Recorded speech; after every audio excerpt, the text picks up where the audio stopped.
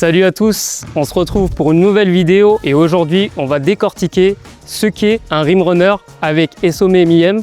Salut Essome. Salut. Et avec Yacine. Yass. Comment tu vas? Très bien. Super.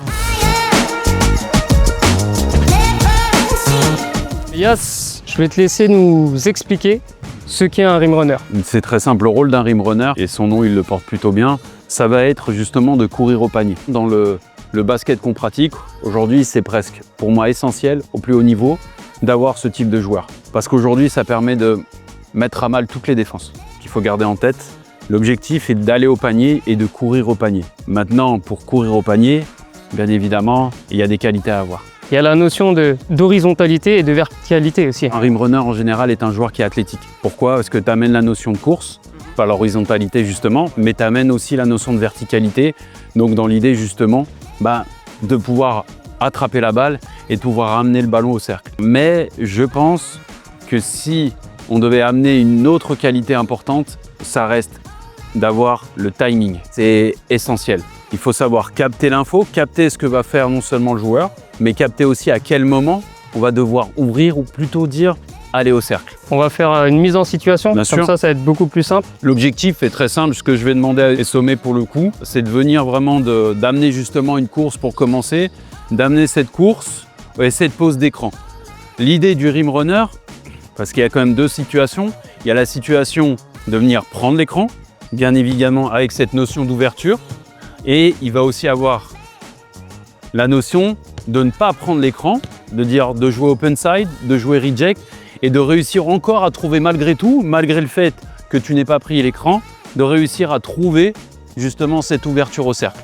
Ce que je vais demander à Essome, simplement dans un premier temps, on va voir les deux situations où tu vas prendre l'écran et d'ouvrir. Et ce qui est important sous l'ouverture, parce qu'il y a deux types d'ouverture, il y a cette ouverture où on va plonger, et là, il va falloir très rapidement rester connecté au ballon, parce qu'il faut absolument réduire ce temps où on ne voit plus le ballon, très rapidement, ou alors, pour rester en contact, ouvrir.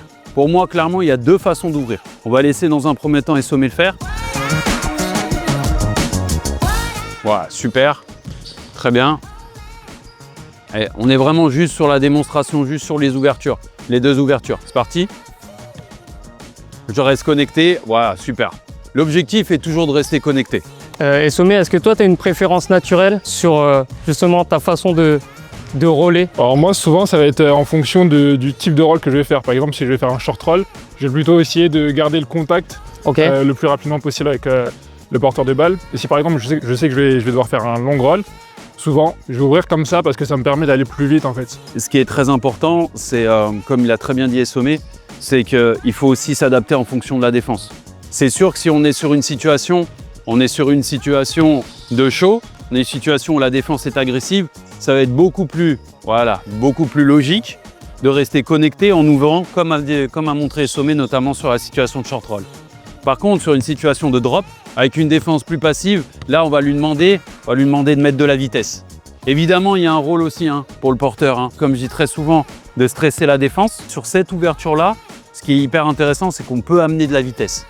Maintenant, il y a une chose à savoir. Pour justement parler du timing, il y a un repère que j'aime beaucoup donner, c'est celui de dire, une fois que tu as identifié le moment où tu dois ouvrir, il faut absolument accélérer, mais sur la première foulée. On a une accélération qui va se faire, et puis par la suite, je vais demander de décélérer. Là où tout le monde, d'habitude, demande d'aller au bout, je pense que c'est là où on perd la notion de timing. Décélérer, ça permet justement de pouvoir se réajuster sur la passe. S'il y a besoin de remettre une accélération pour attraper la balle, le fait d'avoir décéléré permet d'accélérer de nouveau. Par rapport à ce qu'a dit aussi Essome sur le côté short roll, là on est plus sur une situation de rim run, c'est une situation qui est différente. Comment justement un joueur qui a plutôt ce profil très vertical, très dans la course, comment ces joueurs-là peuvent s'adapter à des défenses qui justement sont plutôt agressives et forcent à ces passes en short roll? Finalement, on retrouve très souvent les mêmes défenses. Soit la défense va être agressive, justement parce que le porteur de balle est plutôt scoreur, a un profil vraiment, on va dire vraiment à mettre des points, on va avoir tendance justement à être agressif. Et là, sur l'agressivité, on a des possibilités de venir à ce moment-là sur du short roll. C'est assez logique. Et donc là, le joueur qui va venir sur le short roll Bah là, on se retrouve sur plusieurs situations possibles. On peut se retrouver sur des situations de tir, on peut se retrouver sur des situations où on va devoir attaquer et avoir un surnombre. Donc dans ce cas-là, il faudra passer la balle au bon endroit, sur le bon joueur. Sur des défenses où on va être plutôt sur du drop. Donc c'est sur des défenses qui vont essayer justement plutôt de, j'allais dire, de contenir l'agressivité. C'est là où je pense que le rim runner, il a le plus de chances de vraiment de s'exprimer, à savoir d'aller au cercle, d'amener sa verticalité. On a vu beaucoup de joueurs qui justement se sont distingués par ça. Par contre, c'est sûr qu'avoir ces deux qualités, c'est des joueurs de très haut niveau pour moi. J'aimerais préciser autre chose. On a parlé tout à l'heure de timing. J'ai parlé de capter l'information, de lire l'information. Mais ce qui va être très important aussi dans la course, où j'ai parlé justement d'accélérer sur la première foulée et de décélérer ensuite, il y a une notion qui est importante, c'est la notion de distance. Sur la prise d'écran pour celle-ci, il va falloir aussi respecter les distances de passe et vraiment essayer de créer une distance pour obliger justement la défense, en tout cas d'essayer de stresser la défense et obliger la défense à un moment donné dans cet espace-là à s'organiser. Et là pour ça, si je restais justement dans le même espace, je facilite le travail de la défense. Dès que je crée la distance, bien évidemment, j'oblige la défense à s'organiser. Donc la notion de distance dans la course, elle me paraît importante. Et juste pour Essomé, est-ce que toi tu as un point de repère particulier justement pour dire là c'est le moment où je vais roller? En général, c'est une fois que le porteur de balle il a passé mon épaule. Ok. En général, on essaye d'avoir un contact avec l'épaule, avec l'attaquant pour empêcher le défenseur de passer entre nous deux.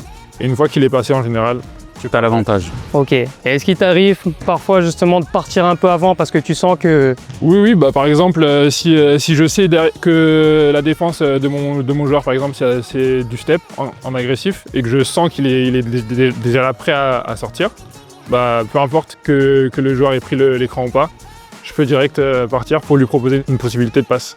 Vous avez désormais toutes les informations pour être un bon rim runner. Si vous avez des questions, n'hésitez pas dans les commentaires. En tout cas, merci beaucoup, Essomé. Pas de souci. Et merci à toi aussi, Yas. Et n'oubliez pas, continuez à nous suivre sur la chaîne Epsilon Basketball. À bientôt. Si tu as aimé la vidéo, abonne-toi et dis-nous en commentaire ce que tu aimerais voir prochainement sur la chaîne.